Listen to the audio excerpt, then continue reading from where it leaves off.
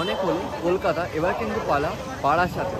হ্যাঁ, তোমাদের সবাইকে আবারও বঙ্গপুরুষের নতুন একটা পর্বে স্বাগত। আর আমি কিন্তু এখন এসে গেছি বারাসাতের একটি জনপ্রিয় ক্লাবের সামনে, যেখানে কিনা হচ্ছে শ্রীকৃষ্ণের দ্বারকা। হ্যাঁ, তোমরা ঠিক বলেছো, আমি কিন্তু এখন এসে গেছি নবপল্লী আমরা সবাই ক্লাবের সামনে, যেখানে কিনা প্রত্যেক বছরই একটা সুন্দর সুন্দর ভাবনা দিয়ে এই কালী পুজো আমাদেরকে উপহার দেয়। আর তার ব্যতিক্রম এবছর কিছুই না। 2025 কালী পুজোর 2025-এ এই বছর কিন্তু হচ্ছে শ্রীকৃষ্ণের দ্বারকা। আর আমি কিন্তু একদম সেই দেখতে পাচ্ছি এখানে হচ্ছে দ্বারকা সেই। আর আমি কিন্তু এখন পুরো সেই শ্রীকৃষ্ণের দ্বারকার সেই সামনেই কিন্তু আমি এখন দাঁড়িয়ে আছি। আর যদি তোমাদেরকে একটু প্রস্তুতির পর্বের ব্যাপারটায় বলি, তাহলে এই হচ্ছে সেই ব্যাপারটা, যে দ্বারকা শ্রীকৃষ্ণের, যেখানে কিন্তু জোর কদমে চলছে প্রস্তুতি পর্ব। কালকেই হচ্ছে জনসাধারণের জন্য কালকে রাত্রি 9টা থেকে কিন্তু খুলে দেওয়া হচ্ছে এই মণ্ডপটি, কালকে শুভ উদ্বোধনী। আর যদি তোমাদেরকে এখানকার একটুখানি কালীর ব্যাপারে বলি, তাহলে কিন্তু এখানকার যে শ্যামা প্রতিমা সে কিন্তু হচ্ছে কৃষ্ণরূপী কালী। হ্যাঁ, কৃষ্ণ কালী, হাফ তোমার থাকবে কৃষ্ণ আর হাফ থাকবে কালী। তো তোমাদেরকে কিছু শর্ট দেখাবো। আর তার আগে তোমাদেরকে যদি একটু মণ্ডপটার ব্যাপারে বলি, এই দেখো এইখানে তোমরা যখন দেখতে পারবে এই সাইডটা, এইখানে একটা কিন্তু এরকম একটা স্থাপত্য করা হয়েছে। আর এইখানে কিন্তু আরও দুটো স্থাপত্য করা হয়েছে, একটা পেছনে করা হয়েছে আর এইটা সামনে।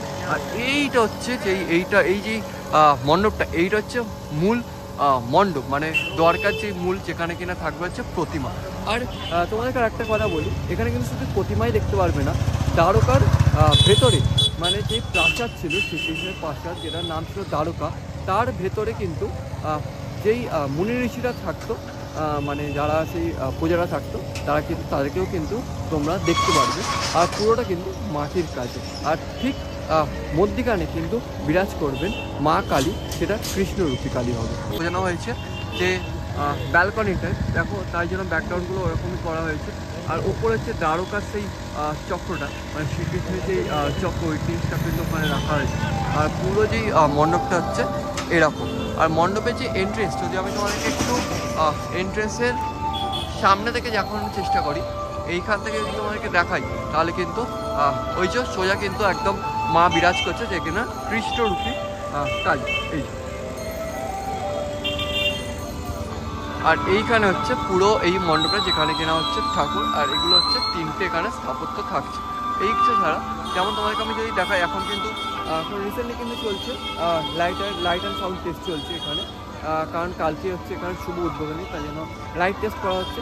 এখনও মণ্ডপে সব কটা আলো জ্বালানো হয়নি, কিন্তু কিছু কিছু আলো এখনও জ্বালানো হয়ে গেছে। যেমনটা এখানটা যদি তোমাদেরকে আমি দেখা, এই জায়গাটা করে যখন আসবে না, ব্যাপক কিন্তু লাগছে, অসাধারণ কিন্তু লাগছে। এই যে ঝাড়বাতিগুলো এখানে লাগানো হয়েছে, বেশ কিন্তু সুন্দর লাগে, পরপর করে ঝাড়বাতি এইখানটা করে পুরো লাগানো হয়েছে এই অংশটাতে, বেশ কিন্তু সুন্দর লাগছে। আর এইখানে কিন্তু কয়েকটা শ্রীকৃষ্ণের যেই বৃন্দাবনের ব্যাপারটা, মানে যেই ব্যাপারটা আছে, সেই কিন্তু বোঝানো হয়েছে এই পুরো জায়গাটা, বেশ কিন্তু সুন্দর লাগছে। আর এইখান থেকে যদি ব্যাপারটা আমি তোকে দেখাই, বিভৎস কিন্তু দেখতে লাগছে কাছ থেকে। আর পুরো কাজটা কিন্তু ফাইবার কাস্টিংয়ের ওপর করা হয়েছে, বেশ কিন্তু সুন্দর লাগছে, বেশ সুন্দর ভাবনা। হ্যাঁ, আমরা জানি নবপল্লী আমরা সবাই এই ক্লাবটি প্রত্যেক বছর একটা সুন্দর ভাবনা কিন্তু আমাদেরকে উপহার দেয় এই কালী পুজোর মাধ্যমে। আর তার ব্যতিক্রম কিন্তু এবছর একদমই না।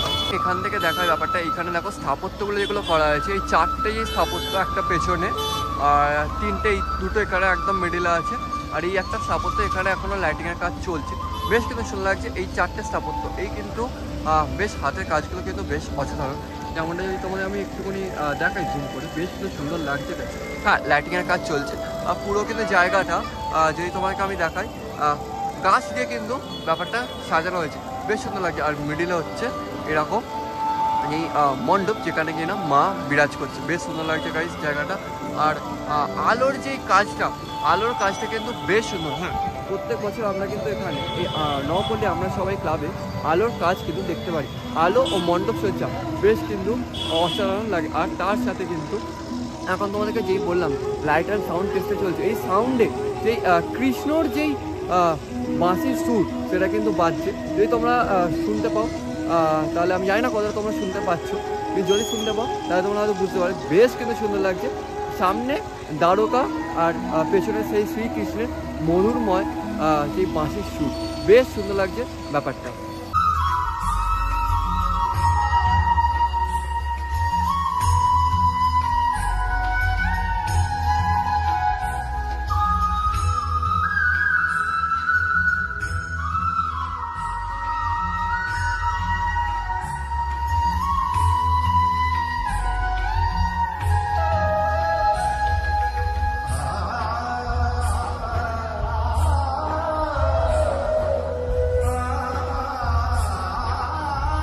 আজকে হচ্ছে 17 তারিখ, আর হাতে কোনো মাত্র 2 দিন বাকি কালী পুজো।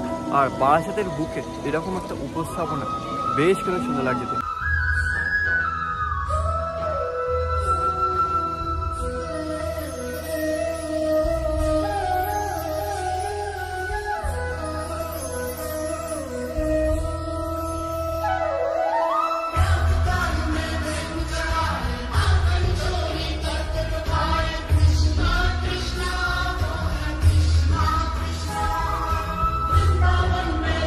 গাইস তোমাদের আমি একটা জিনিস দেখাবো, হাতের কাজগুলো এতটা নিখুঁত, বেশ কিন্তু সুন্দর লাগছে। এই মণ্ডপের যে হাতের কাজ, ফাইবার কাজের ওপর এতটা সুন্দরভাবে যে বোঝানো যায়, সেটা কিন্তু এই শিল্পীদের হাতের শিল্পই কিন্তু একমাত্র উদাহরণ, যেখানে কিনা আমরা দেখতে পারি এই যে হাতের কাজগুলো, যেগুলো নিখুঁত কাজে যেগুলো বোঝানো যায়।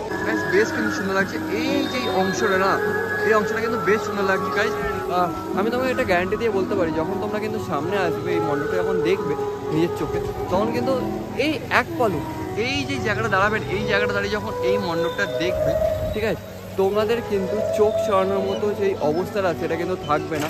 তোমরা মনোমুগ্ধ হয়ে ভাবে কিন্তু এই মণ্ডপটা দেখতে চলেছো। বেশ কিন্তু সুন্দর হয়েছে এই মণ্ডপটা।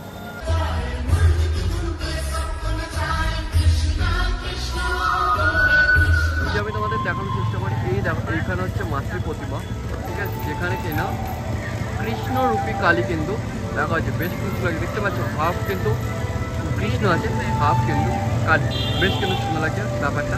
যদি তোমাদের একটুখানি ক্লোজ থেকে দেখানোর চেষ্টা করি ব্যাপারটা কিন্তু এইরকম বেশ কিন্তু সুন্দর লাগছে। আর মুখমণ্ডলটা যদি তবে তোমাদের দেখায়, ব্যাপারটা দেখো বেশ কিন্তু সুন্দর লাগছে। এই যে ঠাকুরের যে মুখমণ্ডলটা বেশ কিন্তু সুন্দর লাগছে, হাফ কৃষ্ণ হাফ কালী, বেশ সুন্দর লাগছে।